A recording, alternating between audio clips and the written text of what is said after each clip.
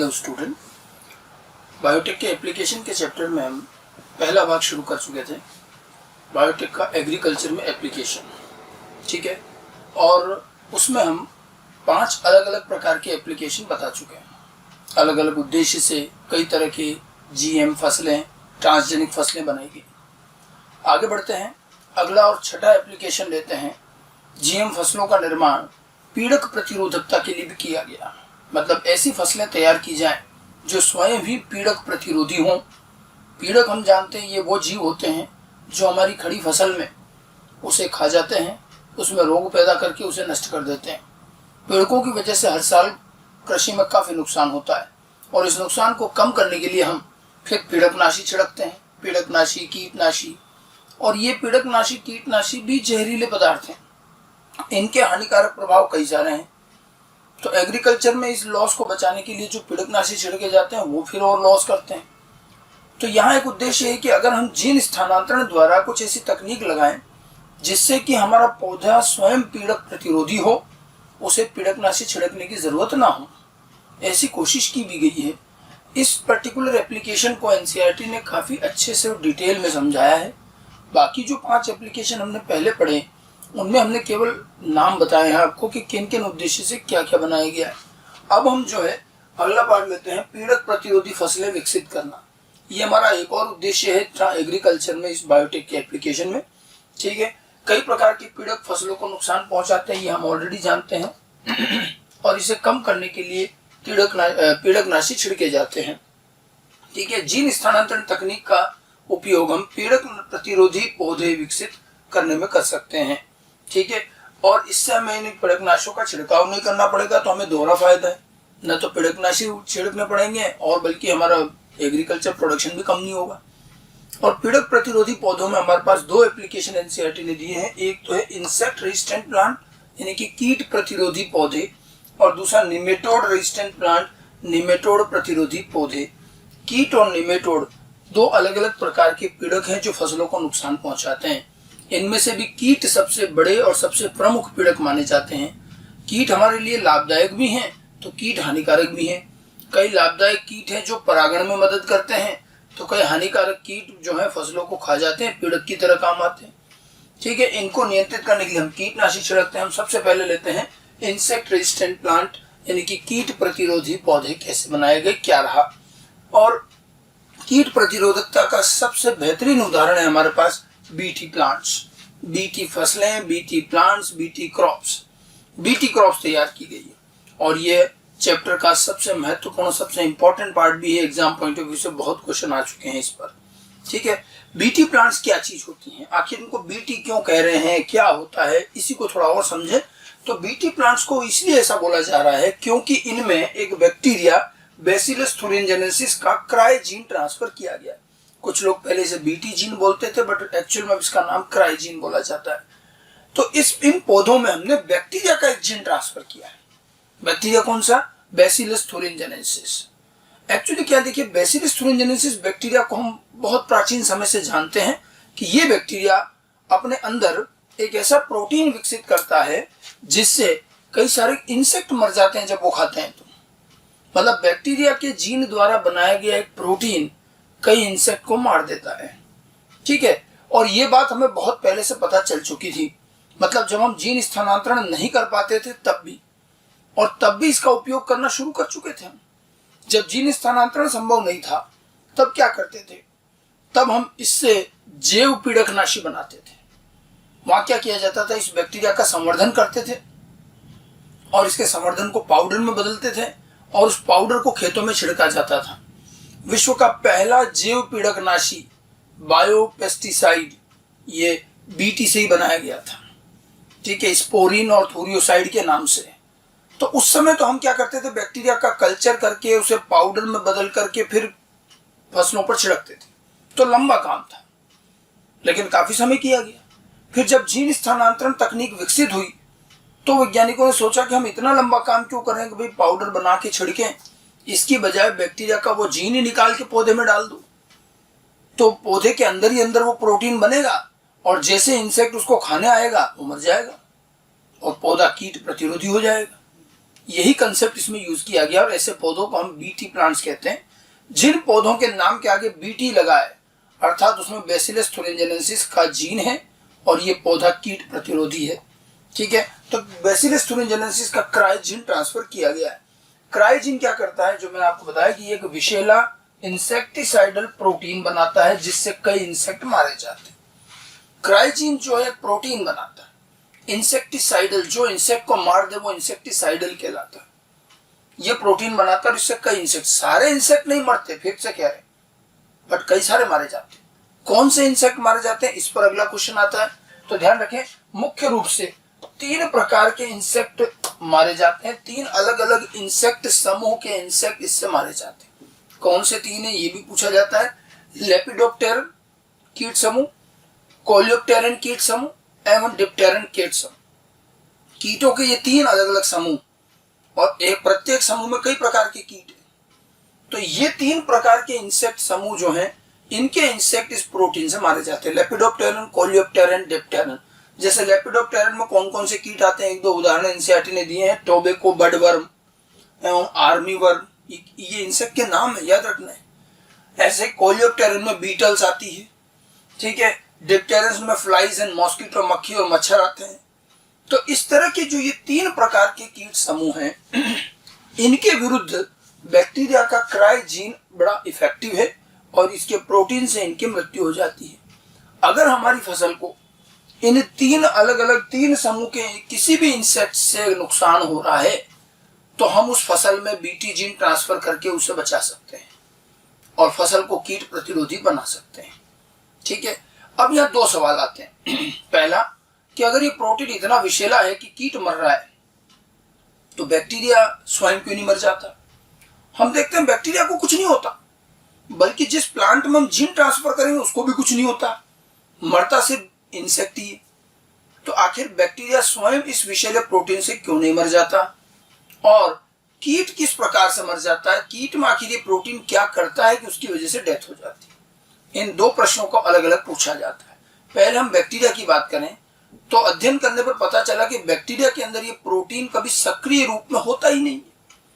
Bacteria के अंदर ये प्रोटीन कणों और रवों के रूप में पाया जाता है और ये जब तक कणों और रवों के रूप में रहेगा तो निष्क्रिय रहता है, इनएक्टिव प्रोटीन है। तो बैक्टीरिया में क्योंकि ये प्रोटीन इनएक्टिव रहता है, कणों के रूप में रहता है, तो बैक्टीरिया को कोई नुकसान नहीं होता। फिर क्या होता है, जब कीट इसे खाता है तो इंसेक्ट के शरीर में जाते उसके मध्य हाथ मिडगट में, क्योंकि वहां क्षारीय माध्यम होता है, इस प्रोटीन के क्रिस्टल उस क्षारीय माध्यम में घुल जाते हैं। ठीक है, और जैसे ये प्रोटीन के क्रिस्टल घुलते हैं ये प्रोटीन सक्रिय हो जाता है। सक्रिय होते ये क्या करता है, कीट की जो मध्य हाथ, जो मिडगट की जो भित्ति या जो उसकी वॉल है, मिडगट की जो वॉल है उसकी कोशिकाओं पर जाकर ये प्रोटीन जुड़ जाता है और कोशिकाओं की कोशिका झिल्ली में छिद्र कर देता है। अब कोशिका झिल्ली में छिद्र होंगे तो बाहर से जल या वाटर जो है कोशिकाओं के अंदर जाएगा, कोशिकाओं में स्फीतनेस आ जाएगी, मतलब वो फूल जाती हैं। तो हम देखते हैं कि ये प्रोटीन जाकर मिडगट की भित्ति पर लगता है, उनकी कोशिकाओं की झिल्ली में छिद्र कर देता है। इससे हम देखते हैं कि भित्ति में सूजन आ जाती है, कोशिकाएं फूल जाती और अंततः ये इतनी फूलती है कि फिर ये बस्ट हो जाती, फट जाती है और पूरी भित्ति फट जाती है। और इंसेक्ट के मध्य आंत की पूरी भित्ति फटने की वजह से, भित्ति के नष्ट होने की वजह से अंततः कीट की मृत्यु हो जाती है। तो ये पूरा जो प्रोटीन है ये कीट के शरीर में आकर क्षारीय माध्यम की वजह से सक्रिय होकर ये काम करता है। क्षारीय माध्यम चाहिए उसको, उसके क्रिस्टल को घुलने के लिए। अन्यथा ये प्रोटीन, अन्यथा ये बैक्टीरिया में और जिस पौधे में जीन ट्रांसफर करेंगे उसमें ये निष्क्रिय कणों के रूप में, क्रिस्टल्स के रूप में पाया जाता है। ठीक है, तो ये दोनों बातें ध्यान रखनी है और उसको प्रॉपरली ढंग से लिख भी ले। ठीक है, क्राइजीन का विषैला प्रोटीन स्वयं बैक्टीरिया को नहीं मारता है क्योंकि बैक्टीरिया में ये प्रोटीन निष्क्रिय अघुलनशील कणों के रूप में पाया जाता है और क्योंकि ये क्रिस्टल कणों के रूप में पाया जाता है अतः इस प्रोटीन का ही नाम हमने क्रिस्टल प्रोटीन कर रखा है। शॉर्ट में इसको क्राई प्रोटीन कहते हैं और इसके जीन को हम क्राइजीन कहते हैं, तो इसलिए इस जीन का नाम भी क्राइजीन रखा है। कुछ लोग बीटी जीन बोलते थे, वो बीटी बैक्टीरिया के नाम की वजह से था। ठीक है, क्राई। अच्छा, क्राई शब्द जब हम लिखते हैं तो अगर कैपिटल सी से क्राई लिखा है तो ये प्रोटीन का नाम है, और जीन का नाम जब लिखेंगे तो स्मॉल सी से क्राई लिखेंगे, CRY, क्राई जीन। लिखने में थोड़ा अंतर रखते हैं, जीन के नाम को स्मॉल सी से लिखेंगे और प्रोटीन के नाम को कैपिटल सी से लिखेंगे। क्राई क्यों कह रहे हैं? क्योंकि क्रिस्टल के रूप में पाया जाता है। अब कीट में देखो क्या होता है, जब कीट इसे खाता है तो इस प्रोटीन के कण कीट की मध्य आंत मिडगट में क्षारीय माध्यम, ये अच्छे से याद रखना, ये पूछा गया, एल्कलाइन क्षारीय माध्यम होने के कारण घुल जाते हैं और जिससे ये प्रोटीन सक्रिय हो जाता है। आई बात समझ में? फिर क्या बताया था, यह सक्रिय प्रोटीन मध्य आंत की आंतरिक उपकला कोशिकाओं से जुड़ता है। मध्य आंत की अंदर की जो उपकला एपिडर्मल सेल्स हैं उनसे जाकर जुड़ता है, ठीक है, वह उसकी झिल्ली में छिद्र कर देता है, जिससे कोशिकाओं में सूजन आ जाती है और अंततः कोशिकाओं का लयन, लाइसिस हो जाता है और मध्य आंत नष्ट हो जाती है। मध्य आंत के नष्ट होने के कारण कीट की भी मृत्यु हो जाती है। तो बैक्टीरिया पर इसका कोई प्रभाव क्यों नहीं है और इंसेक्ट किस प्रकार से मारा गया, दोनों बातें आपको अच्छे से आनी चाहिए। बहुत आसान सी बात है, समझा जा सकता है। बीटी के ऊपर इतने बार क्वेश्चन आ चुका है कि लगभग हर लाइन पूछी जा चुकी है, तो अच्छे से ध्यान भी रखिएगा इसको। समझ में आ गई बात कि बैक्टीरिया क्यों नहीं मर रहा और कीट कैसे मर रहा है। अब इस क्राई जीन पर जब आगे अध्ययन किया गया तो एक और बात देखी गई कि क्राई जीन जो है एक ही प्रकार का जीन नहीं, भांति भांति के बैक्टीरिया, बैसिलस thuringiensis में भी कई प्रकार के प्रभेद हैं, स्ट्रेन हैं, और उनमें भी क्राई जीन के भी कई प्रकार मिले हैं। तो अंततः क्राई जीन का वर्गीकरण किया गया ढंग से, समूह बनाए गए, क्राई 1, क्राई 2, क्राई 3, और उस समूह में भी उप समूह थे, क्राई 1A, 1B, 1C ऐसे, और अलग अलग तरह तरह के क्राई जीन पता चले हैं। फिर अब पता चला है कि एक्चुअली हर क्राई जीन एक विशिष्ट प्रकार के इंसेक्ट को मारता है और वो फिर दूसरे किसी इंसेक्ट को नहीं मारता, अर्थात ये कीट समूह विशिष्ट है। मतलब अलग अलग प्रकार के कीटों के लिए अलग अलग प्रकार के जीन हैं। तो आपको जब जीन स्थानांतरण करना होगा तो आपको इस बात का ध्यान रखना पड़ेगा कि आपको कौन से कीट को नष्ट करना है, उसके अनुसार जीन लेना पड़ेगा। और जिस पौधे में आप जीन ट्रांसफर कर रहे हो उस पौधे को कोई नुकसान नहीं होना चाहिए, ये भी जांचना पड़ता है। तो क्राई जीन पर जब आगे अध्ययन किया गया तो ऐसा नहीं है कि कोई एक ही जीन है जो सारे कीट को मार रहा हो। क्राई जीन कई प्रकार के होते हैं और ये कीट समूह विशिष्ट हैं, अलग अलग कीटों के लिए अलग अलग जीन हैं, ठीक है। और इसीलिए क्राई जीन का चयन, अपने प्रयोगों के लिए क्राई जीन का चयन दो कारकों पर निर्भर करेगा। पहला तो कीट कौन सा नष्ट करना है, कीट का प्रकार, और दूसरा किस पौधे में जीन स्थानांतरित होना है, होस्ट सेल का प्रकार, क्योंकि उस होस्ट पादप पर भी नुकसान नहीं होना चाहिए और कीट मरना चाहिए। तो इन दोनों चीजों को देख करके हम जीन तय करेंगे। और ध्यान रखिएगा अलग अलग तरह के कीटों के लिए अलग अलग प्रकार के जीन होते हैं। क्लियर? ठीक है। और हाँ, एक दो उदाहरण भी एनसीईआरटी ने दिए, हम एनसीईआरटी वाले उदाहरण देखें। Cry 1AC gene, cry 2AB gene, ये क्राई जीन के प्रकार हैं। क्राई 1AC, क्राई 1AB, ये दोनों जीन बॉलवर्म कीट के लिए काम आते हैं। अगर फसल को बॉलवर्म कीड़े से प्रतिरोधी बनाना है तो ये जीन ट्रांसफर होंगे। ऐसे क्राई 1AB जीन, ये कॉर्न बोरर, इसको मक्का छेदक भी कहते हैं, मक्का छेदक कीट के में काम आता है। तो इसी प्रकार से अलग अलग कीटों के लिए अलग अलग जीन होंगे। ये दो कीटों के जीन एनसीईआरटी ने हमें दिखाए हैं तो हम इनको जरूर याद रखें। ठीक है। अब कुल मिलाकर काम क्या रहेगा, जीन स्थानांतरण का जो नॉर्मल प्रक्रिया वैसा ही रहेगा। अब अपना वांछित जीन कौन हो गया, यहाँ पर क्राई जीन हो गया। तो सबसे पहले तो हम एक वांछित जीन का चयन करेंगे। भाई हमारी फसल में कौन से कीट से नुकसान हो रहा है वो जांच लिया, उसके आधार पर हमने एक उपयुक्त क्राई जीन का चयन किया, क्राई जीन को निकाला और वाहक की मदद से अब उस फसल की पौधे में ट्रांसफर करेंगे। वाहक कौन सा लेंगे, पौधे का काम है तो टीआई प्लाज्मिड लेंगे। मतलब जो प्रक्रिया रहती है वैसे तो हम पहले पढ़ चुके हैं, फिर भी निर्माण की प्रक्रिया क्या रहेगी, कीट प्रतिरोधी पौधों के निर्माण की प्रक्रिया, एक उपयुक्त क्राई जीन का चयन किया जाएगा और फिर इसे टीआई प्लाज्मिड वाहक की मदद से होस्ट प्लांट में स्थानांतरित कर दिया जाता है। और इस तरह से कई प्रकार के बीटी प्लांट्स बनाए जा चुके हैं। मैंने आपको कुछ नाम दे रखे हैं, ये BT cotton, BT soybean, BT tobacco, BT rice, BT corn, BT brinjal, BT mustard, जिनमें भी बेसिलस थोरिनजेनेसिस का क्रायोजीन डाला गया है, उनके नाम के आगे एक उपसर्ग बीटी लगाते हैं। और ये भी पूछ लिया गया है कि फसल के नाम के आगे बीटी लग रहा है, इसका क्या तात्पर्य है। तो अर्थात इसके अंदर बीटी का मतलब बायोटेक्नोलॉजी नहीं है। इस पर कई लोग कंफ्यूज होते हैं, क्योंकि ऑप्शन में भी था। बीटी का अर्थ है कि इसमें बेसिलस थोरिनजेनेसिस का जीन है, और जिस पौधे के नाम के आगे बीटी लगा है उसमें क्या विशेष गुण होगा, ये भी पूछा गया है। तो इनमें विशेष गुण क्या होगा कि ये पौधे कीट प्रतिरोधी होंगे। इन सारों में जो सबसे पहले बनाया गया वो था बीटी कॉटन, कपास। कपास के अंदर एक कीड़ा है बॉलवर्म, जो कपास की जो गांठें बनती हैं, कॉटन बॉल्स, उसको खा जाता है। और कपास जो है आर्थिक महत्व की एक फसल है। पूरा वस्त्र उद्योग के आधारभूत फसल ही यही है। कपास की पैदावार कम होने और ज्यादा होने से औद्योगिक और कई जगहों पर इसका प्रभाव पड़ेगा।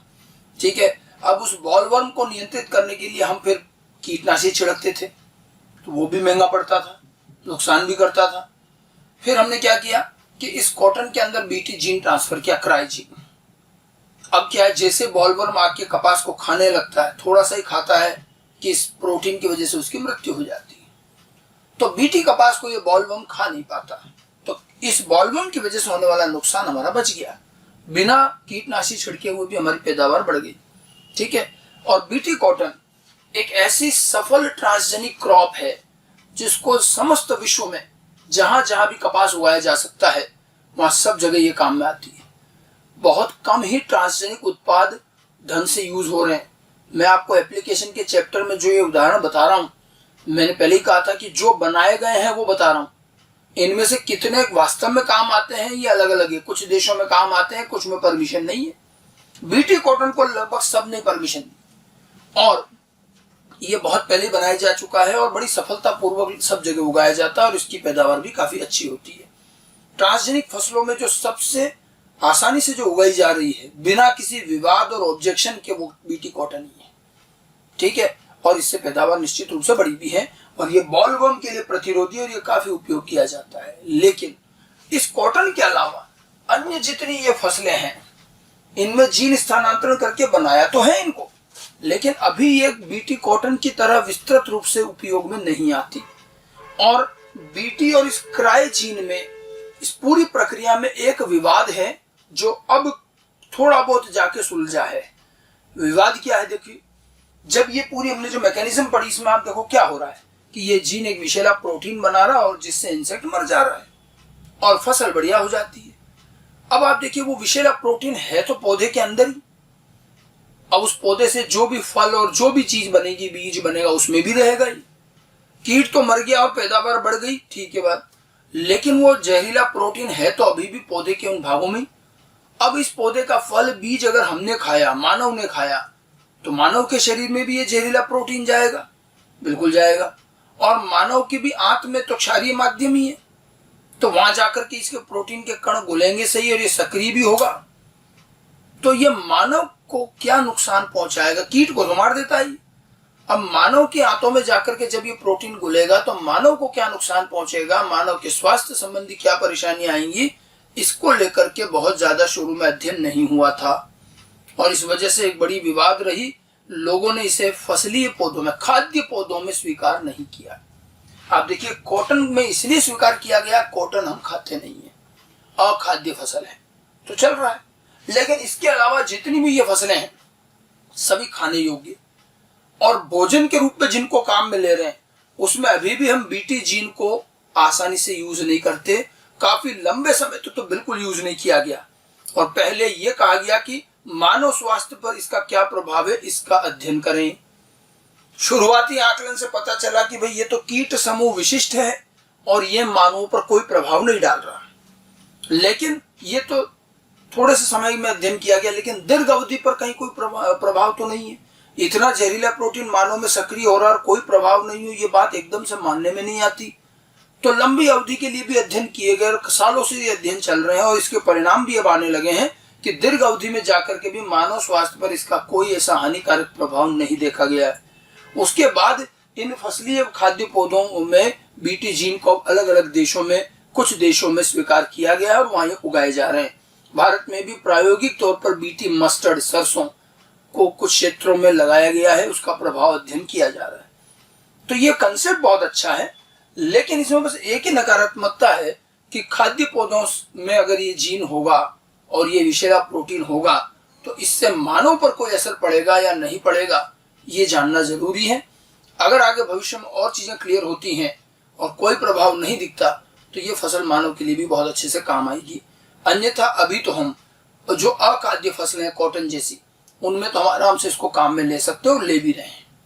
ठीक है, तो कीट प्रतिरोधकता कैसे लाई गई और जीन स्थानांतरण तकनीक हमारे कैसे काम आई, उसका एक बड़ा अच्छा उदाहरण था ये कि हमने बैसिलस thuringiensis बैक्टीरिया का बीटी जीन ट्रांसफर किया। ठीक है, हालांकि खाद्य फसलों में भी विवाद है लेकिन कार्य जारी है। तो ये तो हमारा पीड़क प्रतिरोधी पौधों का पहला उदाहरण था बीटी का। अच्छा, इस बीटी के बारे में, बीटी प्लांट्स के बारे में एनसीईआरटी ने भी काफी लिखा है। मैं जरा आपको एनसीईआरटी में भी इसका मैटर क्या है वो दिखा दूं, आप वहां से भी पढ़ लीजिएगा। ये चीजें मैंने वहीं से ली है, एनसीईआरटी से ज्यादातर। ठीक है, एनसीईआरटी में मैंने आपको शुरू में थोड़ा सा इस चैप्टर की पेज नंबर 228 पर हमने शुरू में ये पढ़ा था, एग्रीकल्चर में हरित क्रांति की बातें की थी हमने, बायोटेक की एप्लीकेशन की। फिर जब हम आगे बढ़ते हैं तो ये पेज नंबर 228 चल रहा है। अब यहाँ पर दिखा रखा है कि जो आनुवांशिक रूप से रूपांतरित फसलें हैं उनका उपयोग किन किन कारणों के लिए किया गया, अजैव प्रतिबलों के प्रति प्रतिरोधी पौधे, पीड़क नाशों पर कम निर्भरता, कटाई पश्चात होने वाले नुकसान और ये पोषण के स्तर में वृद्धि, ये सब चीजें मैं ऑलरेडी बता चुका हूँ इन्हीं के उदाहरणों को, ये गोल्डन राइस वगैरह। तो यहाँ इन्होंने एक एक लाइन में लिख रखा है और उसके बाद में ये पीड़क प्रतिरोधी फसलों का निर्माण और बीटी को लेकर डिटेल में दिया है। आप ये पैराग्राफ पूरा पढ़ सकते हैं। बैसिलस thuringiensis के बारे में काफी चीजें लिखी, वो प्रोटीन बनाता और ये वो सारा यही है। लेपिडोप्टेरन, कोलियोप्टेरन, डिप्टेरन को मारने में काम आता है। फिर अगले पेज पर आते हैं तो यहाँ पर भी ये बैक्टीरिया को क्यों नहीं मारता, क्योंकि ये निष्क्रिय रूप में रहता है। फिर इंसेक्ट को कैसे मारता है तो दे रखा, क्षारीय पीएच की वजह से ये घुल जाता, सारी चीजें दे रखी हैं। और यहाँ पर ये क्राई 1AC, क्राई 2AB जो मैंने आपको बताया वो भी दिखा रखे। मतलब ये पूरा पैराग्राफ आप अच्छे से पढ़ लें। बीटी के बारे में दे रखा और एक डायग्राम भी दे रखा। देखिए ये कॉटन की बॉल दिखा रखी, ये कपास की गांठ है, इसके अंदर देखो वो कीड़ा लगा हुआ दिख भी रहा है, यहाँ पर छेद दिखा रखा है। ठीक है, इस तरह से ये इसको नुकसान पहुंचाता है, ये दोनों दिखा रखे हैं। ओके, तो ये तो हमारा पीड़क प्रतिरोधी पौधे का पहला भाग था, कीट प्रतिरोधकता। ठीक है, अगले भाग पर आते हैं। दो चीज बताई थी हम, दूसरी चीज लेते हैं निमेटोड प्रतिरोधी पौधे। ठीक है, जिस तरह से कीट प्रतिरोधी बनाया गया इसी तरह से निमेटोड प्रतिरोधी फसलें भी बनाई गई। हालांकि अगर हम कीट और निमेटोड की तुलना करें तो कीट जो है वो बहुत ही बड़े और बड़े ही विस्तृत प्रकार के पीड़क हैं। पीड़कों में सबसे मुख्य ही कीट होते हैं, इंसेक्ट होते हैं, सबसे ज्यादा फसलें वही खराब करते हैं। उसकी तुलना में अगर निमेटोड की बात करें तो निमेटोड इतने बड़े पीड़क नहीं है। आप एनिमल किंगडम वर्गीकरण में भी पढ़ते हैं, निमेटोड जो है निमेटो हेलमिंथिस समूह से बिलोंग करते हैं। और इन निमेटोड में ज्यादातर निमेटोड स्वतंत्र जीवी हैं और वो किसी पे परजीवी नहीं है, किसी में रोग पैदा नहीं करते। केवल कुछ ही निमेटोड हैं जो पौधों और जंतुओं पर परजीवी हैं, उनमें रोग पैदा करते हैं, उन्हें खत्म कर देते हैं। उन्हीं में से कुछ निमेटोड हैं जो फसलों को भी नुकसान पहुंचाते हैं, जैसे एक उदाहरण है मेलिडोगाइनी। ठीक है, तो कुछ निमेटोड पौधे और जंतुओं पर परजीवी होते हैं और उनमें रोग उत्पन्न करते हैं। तो निमेटोड इतने बड़े पेस्ट नहीं है, इतने बड़े पीड़क नहीं है। जैसे उदाहरण के तौर पर मेलिडोगाइनी इनकॉग्निशिया, मेलिडोगाइनी इनकॉग्निशिया ये जो निमेटोड है ये पौधों में, जैसे तंबाकू के पौधों में एक रोग उत्पन्न करता है, रूट नॉट डिजीज। इसके अंदर क्या होता है, जड़ों में बड़ी बड़ी गांठें बन जाती हैं और जड़ वहां से अल्टीमेटली टूट जाती है, जड़ों में नॉट्स बन जाते हैं, गांठ कहते हैं उसको, और जड़ वहां से खत्म हो जाती है। ये निमेटोड पौधे की या फसल की जड़ तंत्र को समाप्त कर देता है और जड़ें खराब खत्म हो जाती हैं तो पूरी फसल खत्म। हालांकि ये बहुत ज्यादा नहीं मिलता, लेकिन अगर किसी किसान के खेत में मेलिडोगाइनी का संक्रमण, ये मृदा में होता है, बहुत छोटा सा निमेटोड सॉइल में रहता है और सॉइल से जड़ों में संक्रमण करता है, तो किसी खेत की मृदा में अगर इसका संक्रमण है तो वहां ये बृहद स्तर पर पूरी फसल बर्बाद कर देता है। ठीक है, तो कई जगहों पर इसका प्रभाव देखा गया है। अब आप बात आती है कि भाई चलो कीट तो बहुत बड़े पीड़क है तो उनका लिए तो हमने कीट प्रतिरोधकता पढ़ी, निमेटोड को क्यों पढ़ रहे हैं जबकि ये बहुत ही कम ही फसलों को नुकसान पहुंचाते हैं। एक्चुअली निमेटोड प्रतिरोधी पौधे बनाने में जो तकनीक काम में ली गई है वो बड़ी विशिष्ट है। और दरअसल वो टेक्निक हमारे कोर्स में, इसीलिए ये निमेटोड प्रतिरोधकता को भी कोर्स में रखा गया है। ठीक है, तो निमेटोड जिस प्रकार के मेलिडोगाइन इनकॉग्निशिया ये रोग पैदा करते हैं और फसलों को नुकसान पहुंचाते हैं। ठीक है, इसके विरुद्ध प्रतिरोधकता कैसे लाई गई और तकनीक क्या काम करती है वही हम पढ़ेंगे यहाँ पर। तो पौधों में निमेटोड प्रतिरोधकता एक अत्यंत विशिष्ट तकनीक द्वारा विकसित की गई है और इस तकनीक को कहते हैं आरएनए इंटरफेरेंस, आरएनए तकनीक। ठीक है, हिंदी में इसे कहा जाता है आरएनए अंतरक्षेप, आरएनए इंटरफेरेंस या आरएनए अंतरक्षेप टेक्निक, आरएनए टेक्निक। ये बड़ी ही विशेष तकनीक है आरएनए इंटरफेरेंस। ये टेक्निक क्या है? यह जीन साइलेंसिंग की एक तकनीक है। साइलेंसिंग, किसी को साइलेंट करना मतलब निष्क्रिय करना, और इस तकनीक में हम किसी जीन को निष्क्रिय करते हैं और जीन निष्क्रिय करके निमेटोड प्रतिरोधकता लाई जा रही है। आखिर ये क्या चीज है, समझे जरा। तो आरएनए इंटरफेरेंस में एक्चुअली होता क्या है, मैं आपको बहुत संक्षिप्त में समझाऊं। तो आरएनए इंटरफेरेंस में किसी जीन के ट्रांसक्रिप्शन से जो आरएनए बनता है, एमआरएनए, उसको नष्ट कर दिया जाता है। और जब आप किसी जीन के एमआरएनए को नष्ट कर देते हैं तो क्या वो जीन प्रदर्शित हो पाएगा?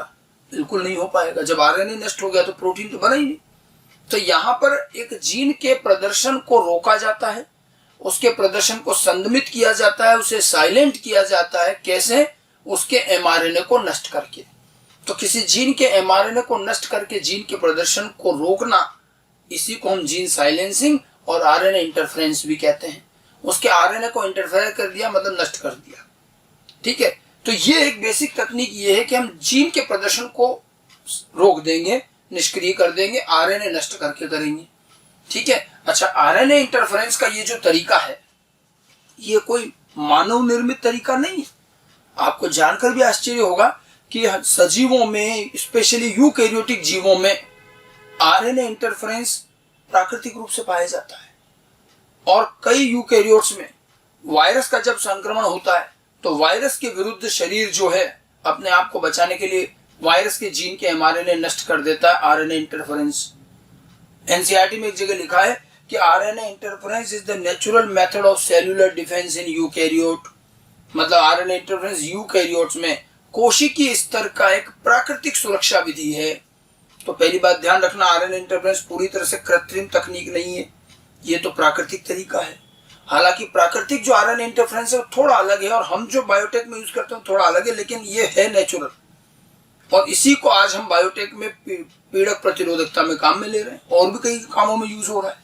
ठीक है, तो आरएनए इंटरफेरेंस यूकैरियोट में कोशिकीय स्तर की सुरक्षा प्रणाली की एक प्राकृतिक विधि है। ये नेचुरली भी पाई जाती है, प्रोकैरियोट्स में नहीं, यूकैरियोट्स में। तो ये नेचुरल विधि है और इसका विस्तृत अध्ययन फायरे और मेलो नाम के दो वैज्ञानिकों ने किया। फायरे और मेलो ने आरएनए इंटरफेरेंस तो पहले से ध्यान है हमें, प्राकृतिक विधि है। फायरे और मेलो दो वैज्ञानिकों ने इस तकनीक को निमेटोड पर अप्लाई किया है और इस कार्य के लिए उनको 2006 का नोबेल प्राइज भी मिला है। और आप देखिए, ये भी एक कारण है जिस वजह से आज हमारे एनसीईआरटी सिलेबस में इस तकनीक को रखा है। हम जो ये एनसीईआरटी पढ़ते हैं ये 2006 में पहली बार आई थी। ठीक है, और उस साल नोबेल प्राइज आरएनए इंटरफेरेंस पर ही मिला गया था और उस साल की ये बहुत बड़ी खोज मानी जा रही थी, इसलिए उसको हमारे एनसीईआरटी में भी सिलेबस में रख दिया गया। इसलिए आरएनए इंटरफेरेंस हमारे कोर्स में भी है। फायरे और मेलो को निमेटोड पर आरएनए इंटरफेरेंस अप्लाई करने के लिए नोबेल प्राइज मिला है और इसी तकनीक के बेस पर हम आज निमेटोड प्रतिरोधकता ला रहे हैं। वायरस और कई और चीजों के लिए भी इसका उपयोग किया जा रहा है। तो ये एक और टेक्निक है जिसका आगे भी हम कई जगह यूज कर सकते हैं। हमारे कोर्स में निमेटोड को लेकर के बात की गई है। अब ये काम करती कैसे, इस टेक्निक में होता क्या, जरा हम इसको समझें। कैसे आखिर जीन के आरएनए को नष्ट करते हैं। आरएनए इंटरफेरेंस तकनीक में अच्छे से समझिएगा, किसी जीन के प्रदर्शन को उसके एमआरएनए को नष्ट करके संदमित कर दिया जाता है। जीन के प्रदर्शन को एमआरएनए को नष्ट करके किया जाता है। यह कार्य एक पूरक डबल स्ट्रैंडेड आरएनए द्वारा किया जाता है। मतलब पूरक, किसका पूरक? उस एमआरएनए का। तो एक डबल स्ट्रैंडेड आरएनए जो कि उस एमआरएनए का पूरक होता है, पूरक डबल स्ट्रैंडेड आरएनए कुछ प्रोटीन या कुछ एंजाइम की मदद से किसी जीन के एमआरएनए को नष्ट कर देता है और एमआरएनए नष्ट करके जीन के प्रदर्शन को रोक दिया जाता है। आधारभूत बात समझ में आनी चाहिए पहले, ठीक है। आरएनए इंटरफेरेंस का बेसिक कंसेप्ट समझ में आना चाहिए कि एक पूरक डबल स्ट्रैंडेड आरएनए द्वारा, अब आरएनए डबल स्ट्रैंडेड कभी कभार बनते हैं, ठीक है, पूरक डबल स्ट्रैंडेड आरएनए द्वारा किसी जीन के एमआरएनए को नष्ट करके जीन के प्रदर्शन को रोक दिया जाता है। अब ये पूरक डबल स्ट्रैंडेड आरएनए कहां से आएगा, इसका स्रोत क्या है? हमें एनसीईआरटी में भी ये चीज मिलती है कि इसके दो स्रोत हैं, ये दो जगह से प्राप्त होता है। क्योंकि आप काम कृत्रिम रूप से कर रहे हैं तो दो स्रोत क्या है, एक तो इसका पुराना तरीका है और एक फायर और मेलो वाला नया तरीका है। पुराने तरीके में जीन स्थानांतरण नहीं होता था, नए तरीके में आजकल जीन स्थानांतरण से करते हैं। पहले के तरीके में क्या होता था कि हमें जिस जीन को संदमित करना है उसके एमआरएनए का क्रम हमें पता करना पड़ता था, फिर हम प्रयोगशाला में लैब में एक कृत्रिम रूप से डबल स्ट्रैंडेड आरएनए बनाते थे जो उसके एमआरएनए का पूरक हो, तो ये बाहर लैब में बनता था। फिर इसे कुछ वाहकों की मदद से कोशिका में भेजते थे और ये कोशिका में जाकर के जीन के एमआरएनए को नष्ट करके जीन का संदमन करता था। तो वो डबल स्ट्रैंडेड आरएनए कृत्रिम रूप से बनाकर वाहक की मदद से भेजा जाता। वाहक कौन से वाहक काम आते थे? यहाँ ट्रांसपोजोन, रिट्रोवायरस, इस प्रकार के वाहक। एक तरीका तो क्या है कि ये डबल स्ट्रैंडेड आरएनए का स्रोत क्या रहेगा कि इस डबल स्ट्रैंडेड आरएनए को हम स्वयं तैयार करें कृत्रिम रूप से और वाहक की मदद से सेल में भेज दे जहां पर फिर जीन का संदमन हो जाए। अब ये जो कार्य था ये था अस्थायी। आपको जब जब भी जीन का संदमन कराना है तो हर बार आपको डबल स्ट्रैंडेड आरएनए बाहर से भेजना पड़ेगा, तो ये कार्य बार बार करना पड़ेगा, ये स्थायी काम नहीं है। फिर फायर एंड मेलो ने एक स्थायी तरीका बताया कि हम बार बार क्यों इसमें आरएनए भेजें, ऐसा कुछ किया जाए कि डबल स्ट्रैंडेड आरएनए कोशिका में बनने लग जाए। तो इन्होंने क्या करा, जिस जीन को आपको निष्क्रिय करना है उसी के रेफरेंस में सेंस एंटीसेंस जीन बनाकर कोशिका में डाल दिए। अब हुआ जीन स्थानांतरण, ठीक है। जो हमारा टारगेट जीन है जिसे हमें निष्क्रिय करना है उसी के संदर्भ में सेंस एंटीसेंस जीन कृत्रिम रूप से बना करके कोशिका में स्थानांतरित कर देते हैं। ये काम एक ही बार करना पड़ेगा। अब ये जीन जो कोशिका में पहुंच गए ये अंदर जाकर डबल स्ट्रैंडेड आरएनए बनाएंगे और ये डबल स्ट्रैंडेड आरएनए वहीं का वहीं उस जीन के एमआरएनए को नष्ट करके उसको संदमित कर देगा। तो इसमें काम एक ही बार रहा, एक बार आपको जीन ट्रांसफर करना है बस। उसके बाद डबल स्ट्रैंडेड आरएनए बार बार नहीं भेजना, वो सेल में बनता रहेगा और वहीं का वहीं निष्क्रिय होता रहेगा। इस तरह से दो मेथड हैं। निमेटोड प्रतिरोधकता में भी दूसरा वाला स्थायी तरीका ही काम में लिया गया, ठीक है। तो दो स्रोत हैं। पहला स्रोत क्या हुआ, इस पूरक डबल स्ट्रैंडेड आरएनए को कृत्रिम रूप से बनाकर कुछ वाहकों जैसे रिट्रोवायरस और ट्रांसपोजोन की मदद से सेल में भेज दिया जाता है, ठीक है, जहां ये एमआरएनए नष्ट करके जीन की साइलेंसिंग कर देता है और ये एक अस्थायी विधि है। आजकल अब ये कमी काम आती है। दूसरा तरीका क्या, कोशिका में सेंस व एंटीसेंस जीन स्थानांतरित कर दिया जाता है जो सेल में ही डबल स्ट्रैंडेड आरएनए बना देता है और यह डबल स्ट्रैंडेड आरएनए लक्षित जीन के एमआरएनए को नष्ट करके उसकी साइलेंसिंग कर देता है और ये स्थायी विधि है, ठीक है। तो इसमें जरूर है कि हम सेंस एंटीसेंस जीन भेजें। अब ये समझने के लिए मैंने आपको फ्लेवर सेवर टमाटर का एक तरीका बताया था, वहां हमने एंटीसेंस टेक्नोलॉजी पढ़ी थी। एंटीसेंस टेक्नोलॉजी और ये आरएनए इंटरफेरेंस टेक्निक काफी मिलती जुलती है। एंटीसेंस टेक्निक में फ्लेवर सेवर टोमेटो बना था, वहां हमने फलों के पकने की क्रिया धीमी की थी। वहां हमने क्या किया था, पॉलीगैलेक्टोयूरिनेज एंजाइम के जीन के प्रदर्शन को धीमा किया था, निष्क्रिय नहीं किया था। वहां हमने एक ऐसा जीन ट्रांसफर किया था जो हमारे ओरिजिनल जीन का एंटीसेंस था, उल्टा प्रमोटर बदल के, ठीक है, ताकि उसका एमआरएनए जीन के एमआरएनए से पेयरिंग करके नष्ट कर देता है, तो बहुत सारे एमआरएनए नष्ट हो जाते हैं, एंजाइम कम बनता, यही था, ठीक है। जैसे हमने वहां एंटीसेंस बनाया था ऐसे ही काम करना, यहाँ भी एंटीसेंस बनाना, लेकिन ये तरीका थोड़ा सा अलग है। अब फायर और मेलो की स्कीम देखिए किस तरह से ये आरएनए इंटरफेरेंस काम करता है। इसका थोड़ा सा आउटलाइन, बहुत ज्यादा डिटेल में नहीं जाना है, अपने कोर्स में नहीं है, तो इसका आउटलाइन समझते हैं कि किस तरह से होता है। देखिए सर्वप्रथम तो इधर देखिए, मान लीजिए ये एक टारगेट जीन है, ये जीन अपना ट्रांसक्रिप्शन करके एमआरएनए बना रहा है, ठीक है। तो ये टारगेटेड जीन है और इससे आरएनए बन रहा है और इसका आरएनए प्रदर्शित हो रहा, प्रोटीन बना रहा है।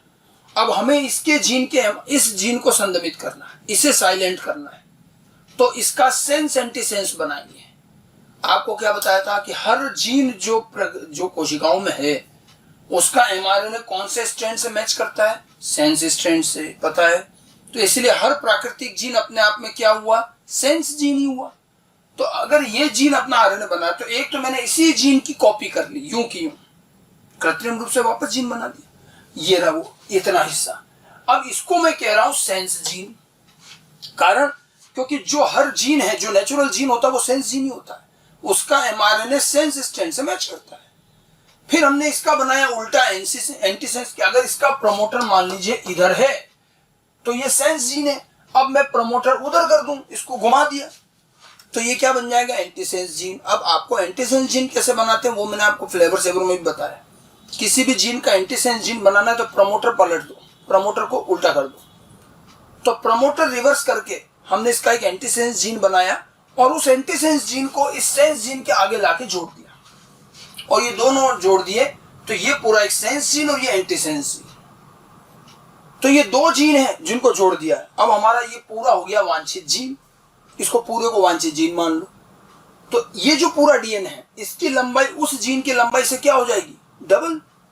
भाई इतना तो वो का वही जीन है और इतना जो है इसी का रिवर्स है, एंटीसेंस जीन। एंटीसेंस जीन कैसे बनता है फ्लेवर सेवर में बताया, वहां जाके फिर देख ले।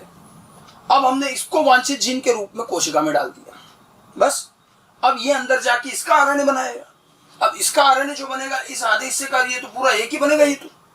अब आप देखिए ये जो इसका आरएनए है और इधर इसका आरएनए देखें तो ये आरएनए का श्रृंखला यहाँ किस हिस्से से मैच करेगी, इधर वाले से या इधर वाले से। तो जो वो जीन है वैसा का वैसा तो ये वाला सेंस जीन है, तो इतना जो आरएनए का हिस्सा, ये जो अनुक्रम है इधर का जो हरे रंग से बनाया है उसका अनुक्रम तो उस आरएनए के समान होगा, लेकिन एंटीसेंस जीन के आरएनए का जो अनुक्रम होगा वो उस आरएनए के अनुक्रम का पूरक होगा, क्योंकि एंटीसेंस जीन का आरएनए जो बनता है वो एंटीसेंस से मैच कर रहा है और ये सेंस से मैच करता है, तो ये दोनों पूरक होंगे। तो इस पर तो बाद में बात करते हैं। अब आप देखिए इस आरएनए में पहला आधा भाग दूसरे आधे भाग का पूरक हुआ कि नहीं हुआ। ये सेंस आरएनए, ये एंटीसेंस आरएनए, ये दोनों एक दूसरे के पूरक होते हैं और क्योंकि जुड़े हुए हैं तो ये अपने ही ऊपर ऐसे फोल्ड हो जाता है, ऐसे ये घूम जाता है।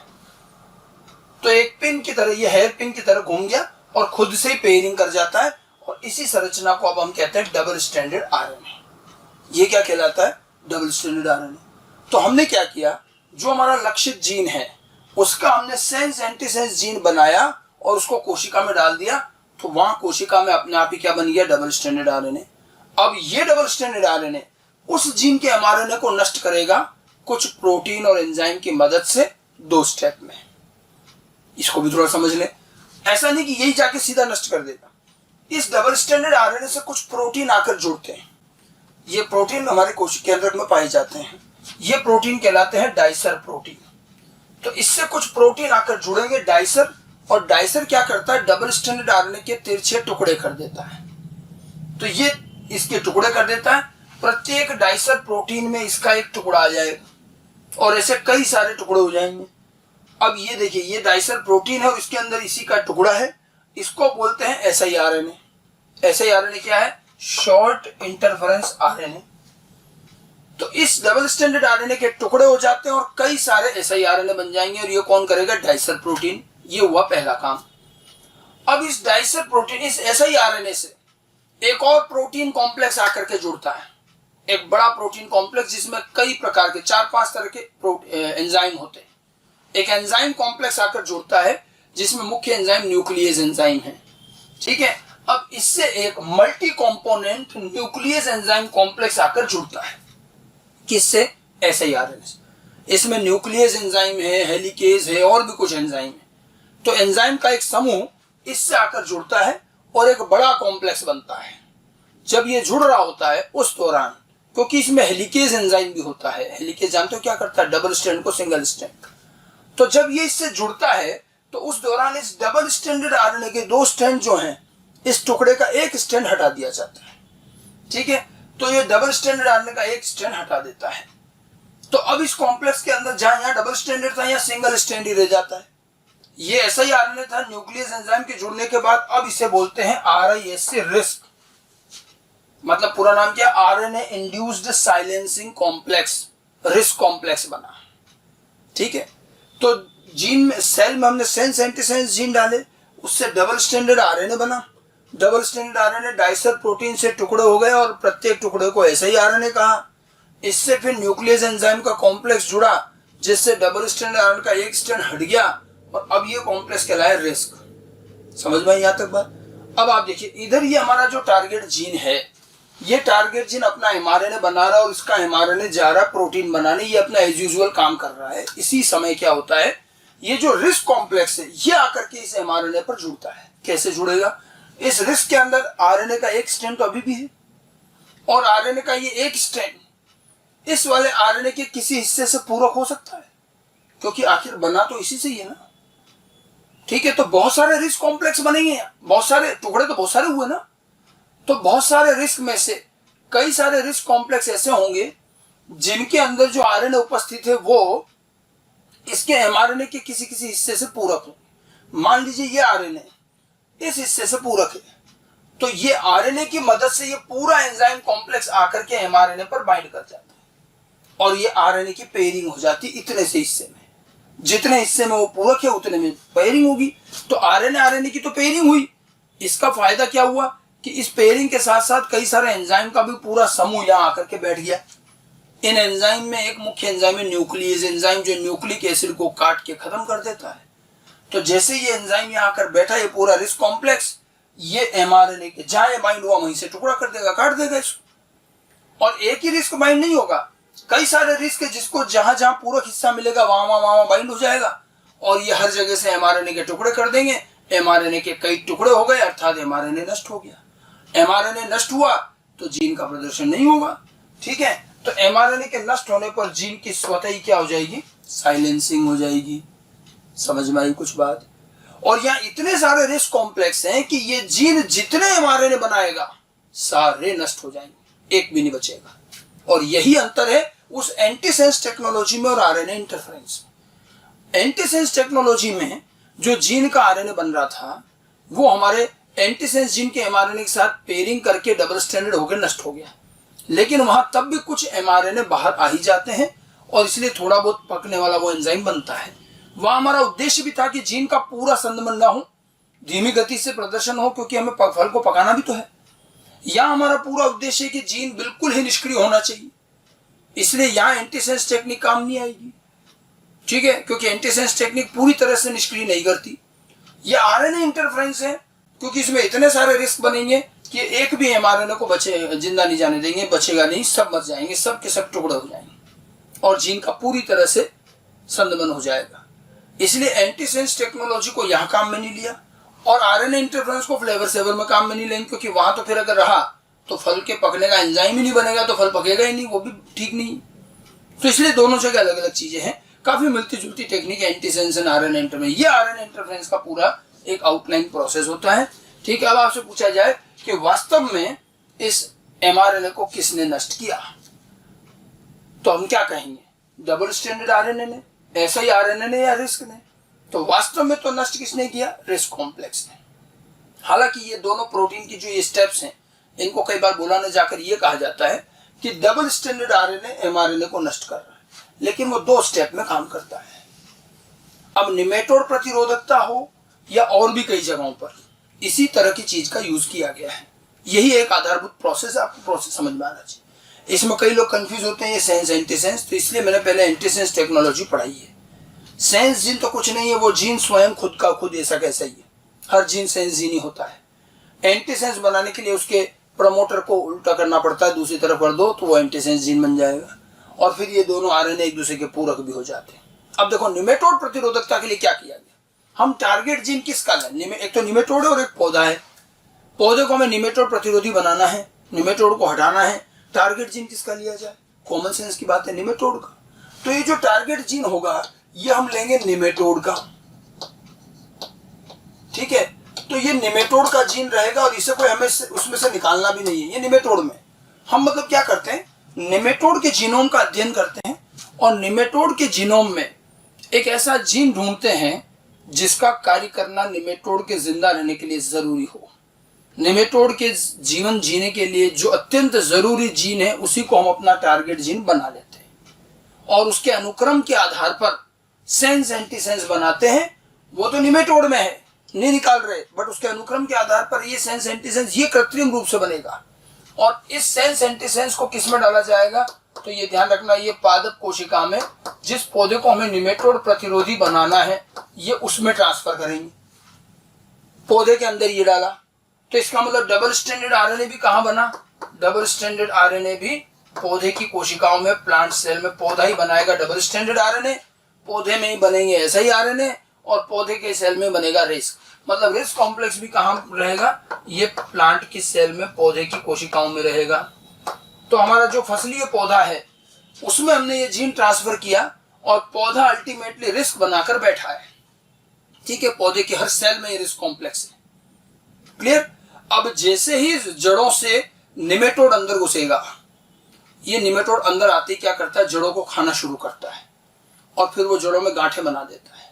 तो जैसे जड़ों के अंदर आता है और थोड़ा सा खाने लगता है, तो जब वो पौधे की जड़ों को खाएगा तो ये रिस्क कॉम्प्लेक्स जो है निमेटोड के शरीर में चला जाएगा और ये शरीर में जाकर के अल्टीमेटली निमेटोड की कोशिकाओं के अंदर जाएगा झिल्ली के थ्रू, प्रोटीन चैनल के थ्रू, और ये रिस्क कॉम्प्लेक्स आसानी से इसका पाचन नहीं होता है और ये चला जाएगा कोशिकाओं में, और कोशिकाओं में जाकर के निमेटोड के उस जीन के एमआरएनए को नष्ट कर देगा।